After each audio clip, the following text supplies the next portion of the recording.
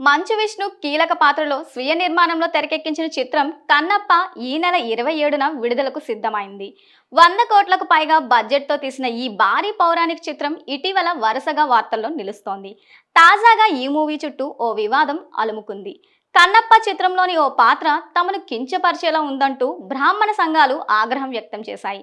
ఈ నేపథ్యంలోనే శనివారం గుంటూరులో జరిగే ప్రీ రిలీజ్ ఈవెంట్ని అడ్డుకుంటామని బ్రాహ్మణ చైతన్య వేదిక అధ్యక్షుడు శ్రీధర్ ప్రకటించారు. కన్నప్పలోని ప్రధాన పాత్రల్ని ఒక్కొక్కటిగా పరిచయం చేస్తూ వచ్చిన యూనిట్ గత ఏడాది సెప్టెంబర్లో పిలక గిలక అనే హాస్య పాత్రల ఫస్ట్ లుక్ ని రివీల్ చేశారు. ఇందులో బ్రహ్మానందం, సప్తగిరి ఉన్నారు. ఆ పోస్టర్లో చేపకు ఈత, పులికి వేట, కోకిలకు పాట నేర్పిన గురువులు అడవికే పాఠాలు చెప్పడానికి వస్తే అనే డైలాగ్ కూడా రివీల్ చేశారు. అప్పుడు ఏమీ మాట్లాడని బ్రాహ్మణ సంఘాలు రిలీజ్ దగ్గర పడడంతో కన్నప్ప మూవీపై ఫోకస్ చేశాయి. మోహన్ బాబు కుటుంబానికి బ్రాహ్మణులను అవమానించడం అలవాటేనని, గతంలోనూ తమ వర్గాన్ని ఆ కుటుంబం కించపరిచిందని శ్రీధర్ మండిపడ్డారు. పిలకా గిలకా పాత్రలపై ప్రీ రిలీజ్ ఈవెంట్లో అయినా క్లారిటీ ఇవ్వకపోతే కోర్టును ఆశ్రయిస్తామన్నారు. బ్రాహ్మణులను కించపరిచే విధంగా సినిమాలు నిర్మించడం ఇప్పటికైనా మానుకోవాలని హెచ్చరించారు. ఈ చిత్రంలో మంచు విష్ణు కన్నప్ప పాత్రలో నటిస్తుండగా ప్రభాస్ రుద్ర అనే పవర్ఫుల్ క్యారెక్టర్లో గెస్ట్ రోల్ పోషిస్తున్నారు.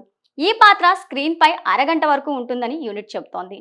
అంతేకాకుండా బాలీవుడ్ స్టార్ అక్షయ్ కుమార్ ఈ చిత్రంలో శివుడి పాత్ర పోషిస్తున్నారంట. ఇది ఆయన తెలుగు తొలి చిత్రం కావడం విశేషం.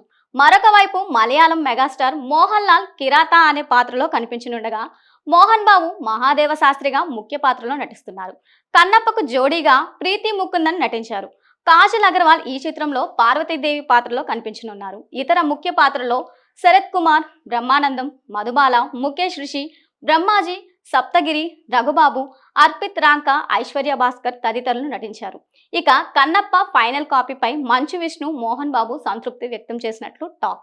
ఎన్నో అవాంతరాలు దాటుకొని విడుదలకు సిద్ధమైన కన్నప్పకు బ్రాహ్మణ సంఘాల రూపంలో కొత్త తలనొప్పి వచ్చింది. ఈ సమస్యను మంచు కుటుంబం ఎలా పరిష్కరించుకుంటుందో చూడాలి.